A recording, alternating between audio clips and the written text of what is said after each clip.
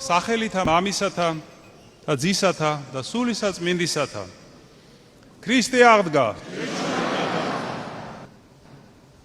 ყოვლადო სამდელოესო მეუფეო, პატიოსანო მამებო, დედებო, ძმებო და დებო, გილოცავთ გიორგობის დღესასწაულს.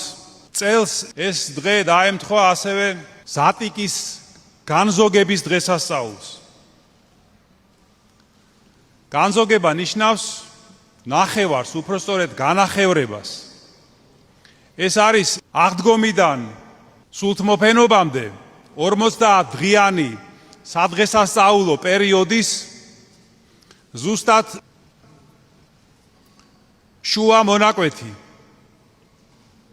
და ეს დღე განსაკუთრებით აღინიშნებოდა ყოველთვის ეკლესიაში.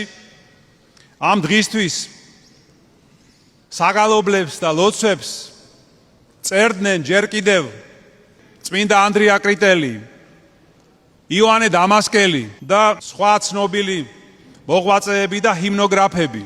და აი ამ დღესთან დაკავშირებით სახარებაში წაკითხული იყო უფალ იესო ქრისტეს საუბარი კარვობის დღესასწაულზე იერუსალიმის ტაძარში.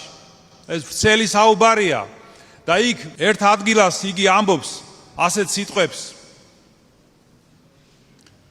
თუ ვინმე წყურია მოვიდეს ჩემთან და შესვას და ვისაც წამს ჩემი მისი წიაღიდან იდინებენ ცოცხალი წყლის დინარეები. ესეთი საოცარი სიტყვებია. და აი საოცარი ის არის ასევე რომ დაახლოებით მსგავსი სიტყვები სულიწმინდის მადლით წარმოსთქვა წინასწარმეტყველმა ისაიამ ქრისტეს განკაცებამდე 700 წლით ადრე. ის ამბობს ასეთ სიტყვებს რომ ხოი მწყურვალნო ყველანი მიდით წყალთან ვერცხლის უქონელნო მიდით და უსასყიდლოდ იყიდეთ. და სხვაგან ამბობს იგივე წინასწარმეტყველი რომ სიხარულით ამოხაპეთ წყალი სიცოცხლის წყაროდან. ახეთ როგორ გავს ეს სიტყვები უფალ იესო ქრისტეს სიტყვებს. ესე იგი წინასწარმეტყველიც მოგვიწოდებს ჩვენ რომ დავეწაფოთ ამ სიცოცხლის წყალს. ოღონდაც კი უარი არ თქვათ მასზე. და რა საოცარი სიტყვებია, თუ კი 700 წლით ადრეს აუწყა ეს სიტყვები წინასწარმეტყველმა მსოფლიოს. ეს სიტყვები ჩვენც უნდა გვახსოვდეს და ჩავიბეჭდოთ ჩვენს გულში, რომ ვადიდოთ უფალი აი იმ სიტყვებით, რომლებიც წარმოთქმული იყო დღეს დღევანდელი დღესასწაულის ტროპარში. ხოი ქრისტე ღმერთო წყარო ჩვენი საცხოვრებისაო, დიდება შენ და ვის გულისხმობს უფალი იესო ქრისტე ამ სიტყვებში, როცა ამბობს რომ ვისაც წამს ჩემი მისი წიაღიდან იდინებენ ცოცხალი წყლის დინარეები. ვის გულისხმობს? გულისხმობს მორწმუნეებს, ვისაც მთელი გულით წამს მისი და უყვარს იგი. ხოლო ცოცხალი წყალი რას ნიშნავს? ეს არის სულიწმინდის მადლი, რომელიც მოქმედებს ეკლესიაში. და ამ მადლს უფალი იძლევა, თუ ადამიანი ითხოვს ამას, მთელი გულით თუ ცხოვრობს ამისთვის და დიდი მოწიწებით უფრთხილდება მას, როცა მიიღებს ამ მადლს. და აი, როდესაც ადამიანი ამ მადლს მიიღებს უხვად, მაშინ მართლაც მოედინებიან მისი წიაღიდან სიცოცხლის წყლის დინარეები.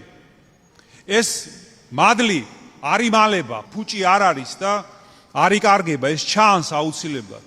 ვლინდება ადამიანის ღვაწლში, მის საუბარში, მის მეტყველებაში, სიბრძნეში, სიყვარულში, ჭეშმარიტ სიტყვებში, მის გარეგნობაშიც, მის ყველა მოძრაობაში.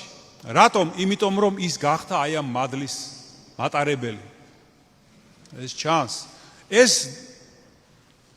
დასტურდება ქრისტიანული ეკლესიის მთელი ისტორიის განმავლობაში. და ჩვენი ეკლესიის წმინდანების ღვაწლით, მათი სიტყვებით, მათი თხზულებებით ყველგან ჩანს ეს მადლი. და მათ შორის, რა თქმა უნდა, განსაკუთრებულნი იყვნენ წმინდა მოწამეები. და მოწამეებს შორის კი განსაკუთრებულნი არიან დიდი მოწამეები.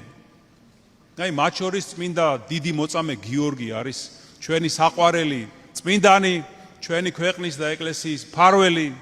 დიდი მოწამე გიორგი, შეგვეციოს მისი ლოცვა და მადლი. და რატომ ეწოდება მას დიდი მოწამე? იმიტომ რომ მან დაითმინა ისეთი გონებისთვის წარმოუდგენელი ტანჯვა წამება და ისეთი დიდი მადლი მოიხვეჭა, რომ მისი წამებით, მისი ამ მადლით, მისი სასწაულებით შემდგომ, რომლებიც აღასრულა მან, უამრავი ადამიანი მოექცა ჭეშმარიტ სარწმუნოებაზე და მოვიდა უფალთან. ამიტომ ეწოდება მას დიდი მოწამე. თქვენ იცით, რომ ის იყო მეომარი, ხედარი, რომელმაც დაამარცხა ყველაზე საშინელი ძალა, ეშმაკის ძალა. და რა თქმა უნდა, მხოლოდ ადამიანური ძალებით იგი ამას ვერ იზავდა. აი, სწორედ უფალმა აღჭურვა იგი სულიწმინდის ისეთი მადლით, რომელზეც საუბრობს უფალი ჩვენ იესო ქრისტე და რომელმაც შეაძლებინა წმინდა გიორგის აი ამ ბოროტების დამარცხება. და იგი გახდა სიმბოლო სამუდამოდ გამარჯვების, ბოროტებაზე სიმართლის და სიკეთის გამარჯვების და სიკვდილზე სიცოცხლის გამარჯვების. კიდევ ერთხელ გილოცავთ, ძვირფასო ძმებო და დებო, გიორგობას, წმინდა გიორგიმ, დიდი მოწამე გიორგიმ დაგლოცოთ, მისი ლოცვით უფალმა დაიფაროს, გააძლიეროს, გაამთლიანოს ჩვენი ქვეყანა, საქართველო, დაიფაროს ჩვენი ეკლესია და ყოველი თქვენგანი. თქვენ იცით, რომ მომდევნო კვირაში ჩვენ მოგვიწევს დიდი გაფართოებული საეკლესიო კრების ჩატარება, სადაც უნდა მოხდეს ახალი კათოლიკოს პატრიარქის გამორჩევა.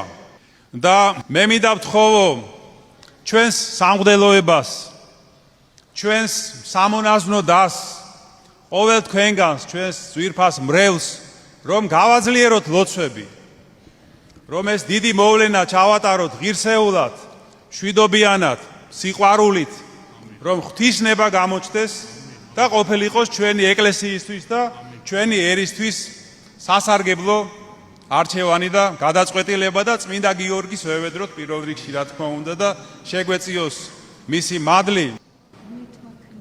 კიდევ ერთხელ წმინდა გიორგი შეგვეციოს ყველას, წმინდა გიორგი შეეციოს მისი უწმინდესობის და უნეტარესობის სულს და დაგლოცოს ყოველი ჩვენგანი. ამინ. ქრისტე აღდგა. გაიხარეთ.